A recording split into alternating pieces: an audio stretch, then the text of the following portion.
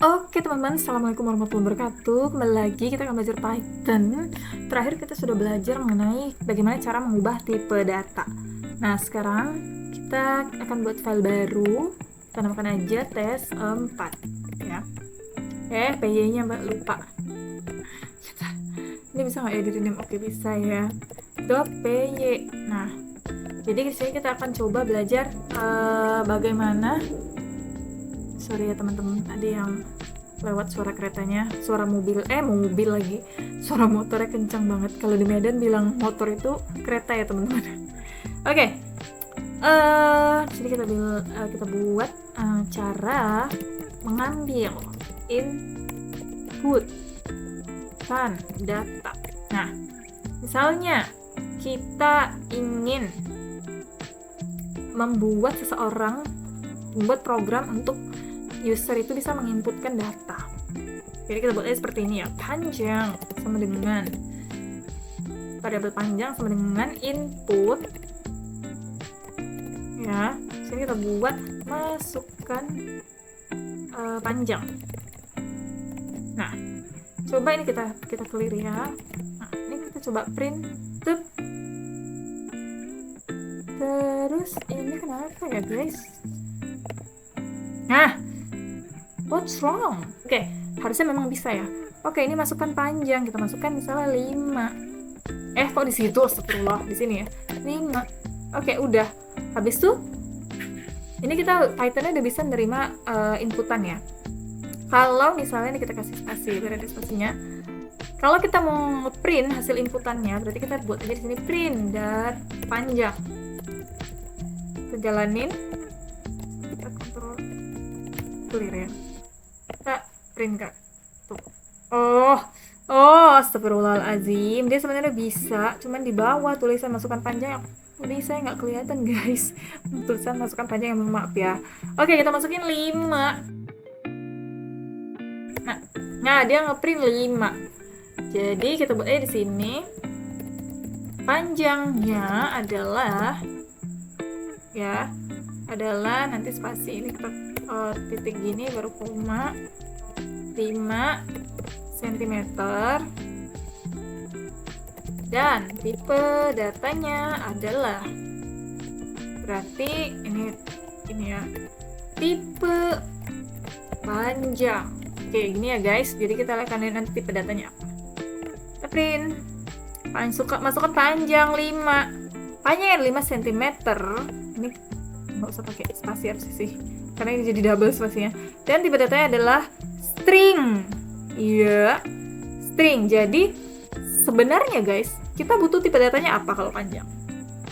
Integer kan? Tapi di sini dia jadinya string.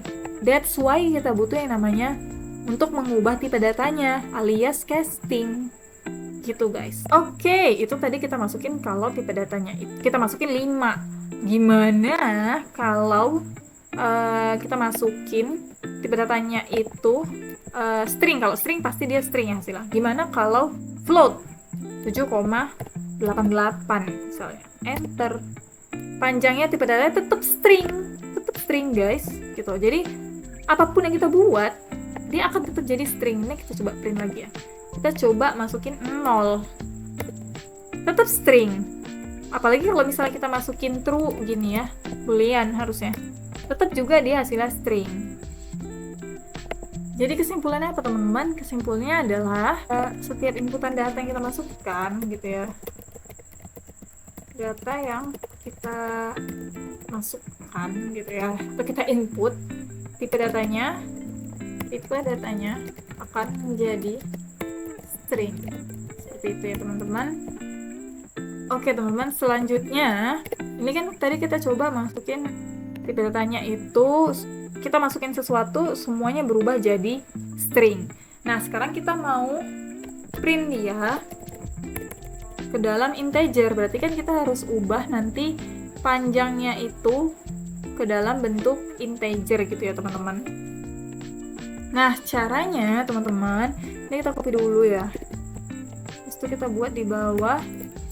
Pokoknya di sini diubah jadiin gitu ya. Paste. Nah, di sini teman-teman, gimana kalau kita mau ubah jadi in? Caranya, sebelum fungsi input ini, kita letakkan in. Gitu ya, in. Nah, artinya nanti si inputnya ini mau kita ubah jadi in. Sekarang kita coba jalanin lagi. Masukkan panjang, ini yang pertama ya teman-teman. Ini yang pertama yang string. 5. Panjangnya ada 5, kelasnya string. Masukkan panjang. Panjang yang kedua itu adalah yang ini ya. Yang kedua itu panjangnya misalnya 5, tetap 5. Nah, dia sekarang udah jadi in. Jadi untuk yang pertama tadi string, yang kedua in. Gitu. Gimana kalau misalnya kita mau ubah jadi float? Ya udah, tinggal kita ubah aja fungsi in-nya itu jadi float. Kita lagi. Oh, ini panjang sama variabel. Panjang 2, panjang in aja deh. Panjang in, panjang in. Panjang in. Oke, sekarang kita diubah jadi float. Tes. Berarti panjang float. Sini kita ubah jadi a float. Di sini jadi float juga. A float gitu ya. Panjangnya adalah sini panjang float. Oke. Ini kita print ya, masukkan panjang in biar nampak ya float. Oke. Kita print lagi. Nah, masukkan panjang, ini panjang yang string yang pertama 8. Yang kedua 8, yang ketiga 8. Oke, kita lihat. Panjang in 8 in. Panjang float 8.0. Oke? Itu aja guys. Tinggal satu lagi, boolean ya. Boolean ini kita copy, paste, ini kita ubah jadi boolean. Boolean ya, ini panjang bool, berarti sini kita ubah jadi bool. Sini juga bool. Di sini juga bool. Panjang bool. Oke, sekarang kita print, kita clear dulu. Print. Masukkan panjang, yang pertama ini string ya. Oke, yang bool ini kita masukkan misalnya true. Dia hasilnya true. Oke. Kita print lagi, coba ya 5. Booleannya kita masukin 0. Apakah dia jadi false? Dia tetap true, teman-teman. Kenapa? Karena 0 ini kan dia awalannya string ya, teman-teman. Tadi kan string, semua apapun karakter yang kita masukkan, dia akan terprint menjadi true, teman-teman ya. Dia akan terprint menjadi true. Kalau misalnya kita isikan kosong, kita jalanin ya. Nah, bagian bool kita enterkan aja. Dia akan jadi false karena nggak ada isinya. Tapi teman-teman, ini kan agak tricky ya. Kalau misalnya ada user itu kan harus ngisi input data kan. Nggak mungkin dia nggak ngisi data apa-apa. Kayak gitu. Jadi, kalau misalnya kita mau membuat nilai 0 itu menjadi false, kalau kita input 0 aja tadi dia tetap true ya. Kita perlu integer di sini ya. Jadi kita ubah dulu si inputannya ke integer, teman-teman. Nah, habis itu setelah kita ubah ke integer, baru kita ubah ke boolean. Jadi kalau tadi dari integer ke boolean, angka 0 itu dia dianggap false, kecuali dia dari string 0 diubah ke boolean, dia tetap true. Jadi kita harus ubah dulu ke integer. Kalau misalnya kita jalanin, misalnya 5, Oke, di sini ya, 5. Di bagian bool ini kita isi 0. Nah, dia akan terisi false. Tapi kalau kita nggak includekan si integer, fungsi integer ini, langsung bool input aja, 0 ini akan dianggap true. Oke, teman-teman. Ya, ini ada 4 tipe data ya. Ada string, ya ini string. Kemudian ada in, ada float, dan boolean. Dan kita juga udah pelajari bagaimana cara mengubah tipe datanya. Kayak gitu ya teman-teman. Kalau teman-teman agak-agak lupa lagi, bisa ditonton video yang sebelumnya. Oke teman-teman, itu dulu untuk pelajaran kali ini. Terima kasih sudah menonton.